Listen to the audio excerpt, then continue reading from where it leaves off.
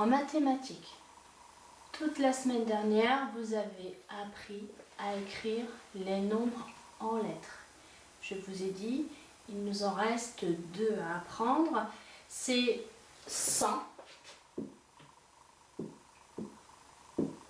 Je vous l'écris. C-E-N et T. Et le deuxième dont nous allons avoir besoin, c'est 1000.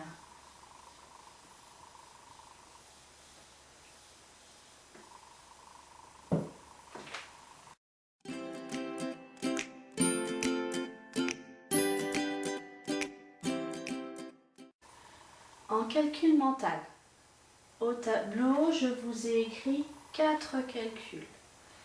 17 plus 8, 19 plus 6, 27 plus 6 et 38 plus 7.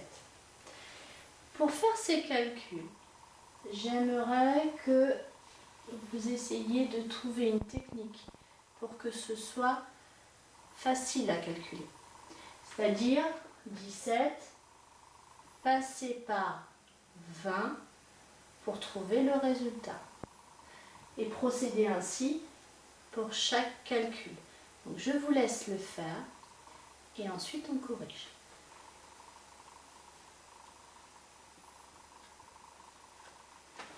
On y va ensemble. 17 plus 8, je disais donc passer par 20 pour le calculer. Je prends donc les 3 qui me manquent pour arriver à 20. Il m'en reste ici 5, donc le résultat 25. «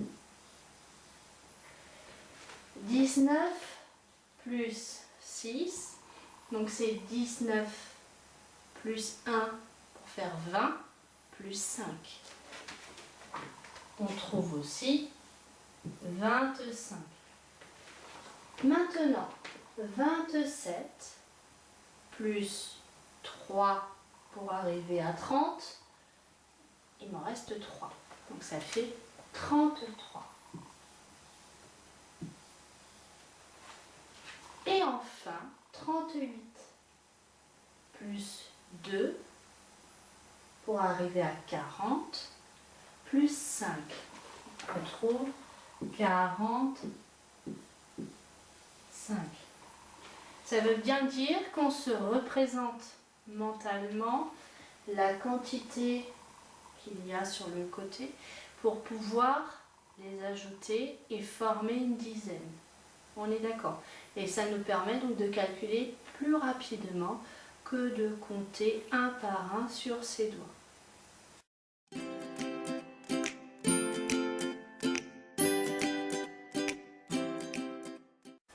En numération, on va poursuivre le travail sur les nombres de 500 à 999 et cette fois-ci, je vous laisse prendre la fiche numéro 2. En numération, prenez la feuille les nombres de 500 à 999 avec écrit 2 entre parenthèses. Dans le premier exercice, donc il faut les ranger dans l'ordre croissant et pour cela, n'oubliez pas de regarder d'abord le nombre de centaines, ensuite, s'il y a besoin, le nombre de dizaines et enfin d'unités. Dans l'ordre décroissant, c'est l'inverse. On regarde qui a le plus grand nombre de centaines. Donc ça, faites bien attention, soyez méthodique et barrez les nombres au fur et à mesure. Dans l'exercice numéro 3, vous devez bien utiliser le signe inférieur, supérieur ou égal. Et enfin, dans l'exercice 4, l'exercice 4, c'est le nombre qui est juste avant et juste après. Donc ça va. Par contre, dans le 5, c'est la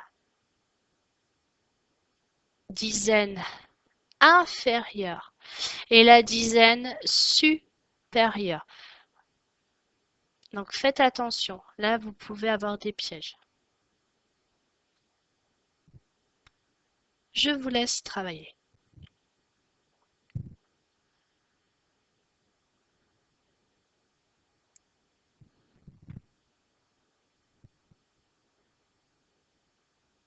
Alors, dans le premier exercice, donc, on regarde le nombre de centaines. Là, nous avons 547. C'est le plus petit. Est-ce que oui, nous avons 6 centaines et encore un là. Donc, le plus petit, 609. Ensuite, 654 et on termine par 690. Je barre les 3 que je viens de faire. Je cherche maintenant 7 centaines. En voici 2. 745 d'abord et 754 ensuite. Dans les 800 maintenant, j'en ai 2.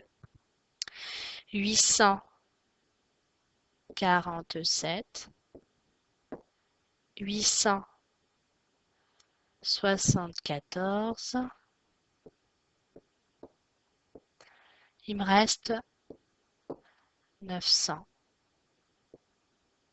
Et le dernier, 960. Voilà pour ce travail. Maintenant, je dois procéder à, cette fois-ci, dans le sens inverse. Je cherche 9, hop, hop, hop, là. 9 centaines. Et donc, je vois 9 dizaines. Ce sera le plus grand. Là, c'est bon. Ensuite, 972, 942, il reste 936 et 901. Maintenant, je cherche ceux qui ont, je vais changer de crayon, 8 centaines. En voilà 2 et en voilà 3. Donc, le plus grand, c'est 898, 873 et enfin 814. Il me reste 2 nombres, 783 et enfin 542. Donc voilà pour cet exercice. Dans le 3, on vous demande donc inférieur ou supérieur. On fait la même chose. On regarde les centaines, puis les dizaines, puis les unités. Alors ici, on fait très attention. 900 plus 90 plus 9, c'est la même chose. 752 est plus petit.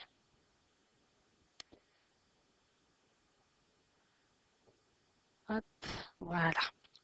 De ce côté-ci maintenant, le plus petit, il est là.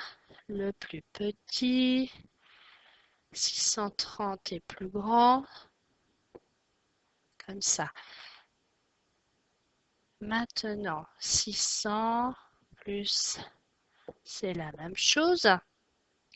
800 plus 80 plus 8, Je me trompe. Je cherchais ma gomme.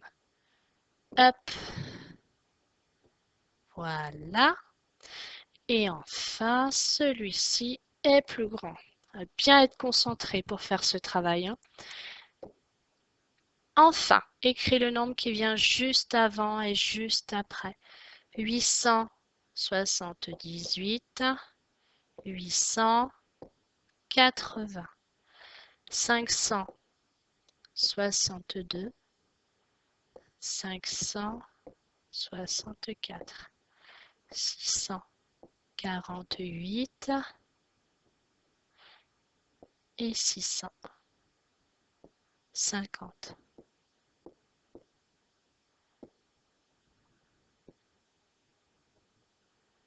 Et 801.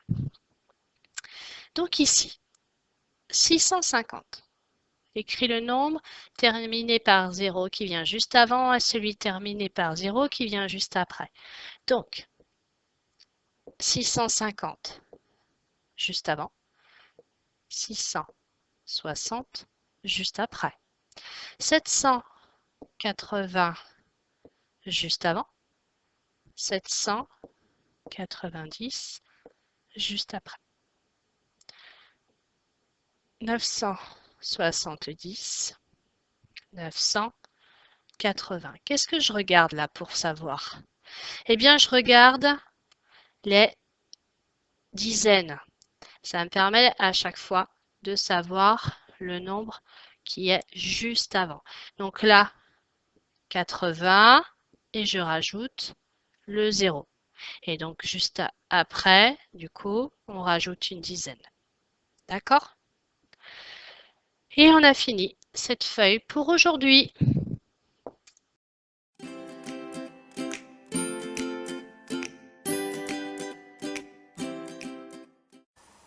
En problème, vous allez prendre la fiche 23 et donc nous la corrigeons ensemble. Si vous avez des difficultés, n'hésitez pas à aller voir la correction et les explications. Aujourd'hui, en problème, nous allons faire la fiche numéro 23.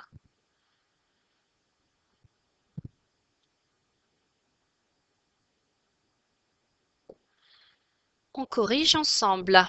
Une école achète 30 classeurs à 2 € le classeur.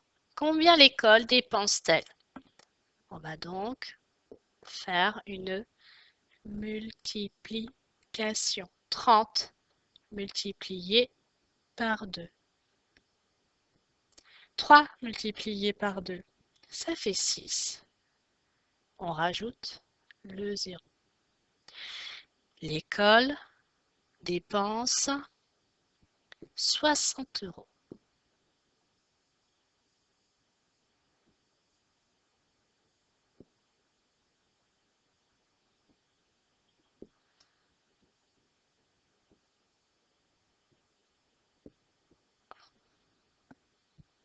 Et le point.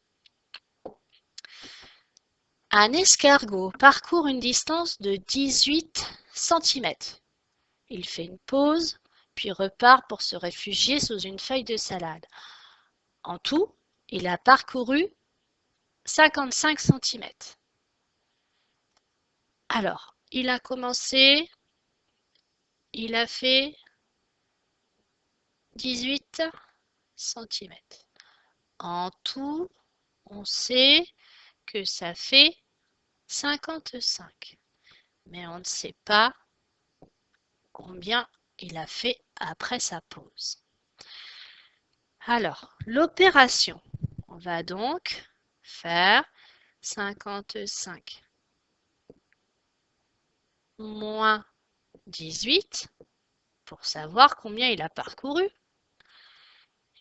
Et on pose l'opération. Je me trompe de côté. Check. Alors, je casse ma dizaine. Il m'en reste 7 et là, il m'en reste 3. Il a parcouru On parle de centimètres. Il a parcouru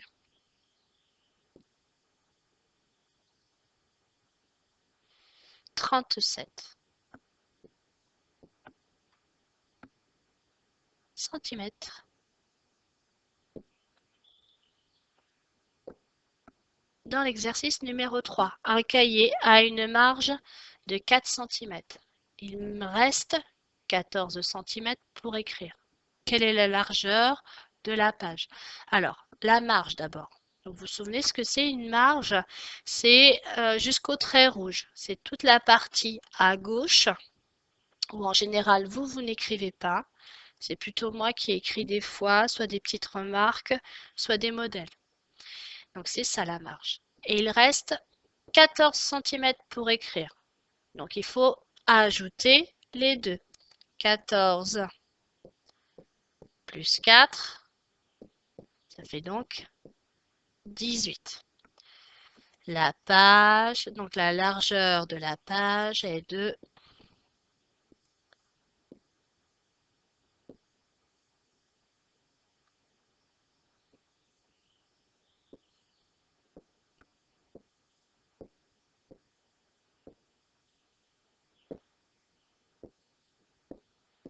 18 centimètres.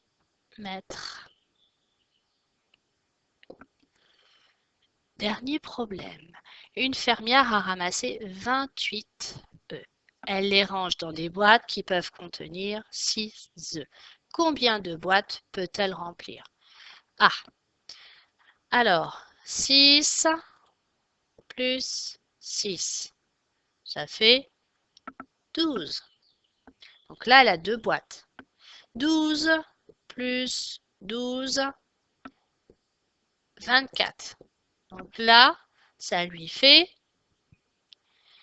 4 boîtes en tout. Si on rajoute encore 6, 24 plus 6, ça fait 30. Mince, elle n'a pas suffisamment d'œufs. Donc, elle utilise 4 boîtes. Elle peut remplir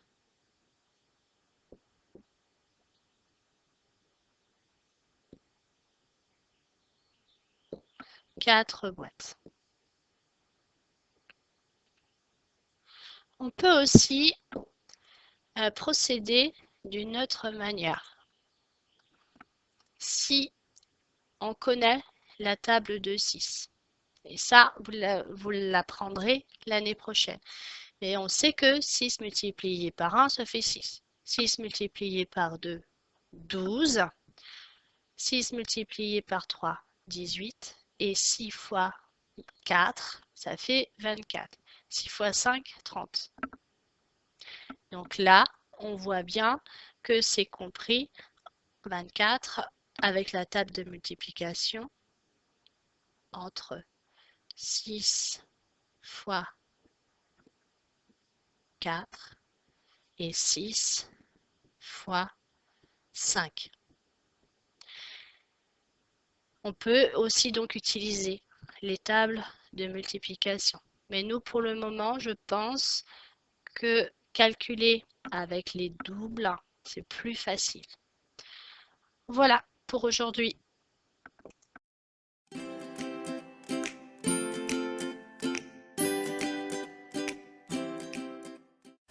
En géométrie, dans le dossier sur les angles droits, donc vous avez fait déjà les premières fiches.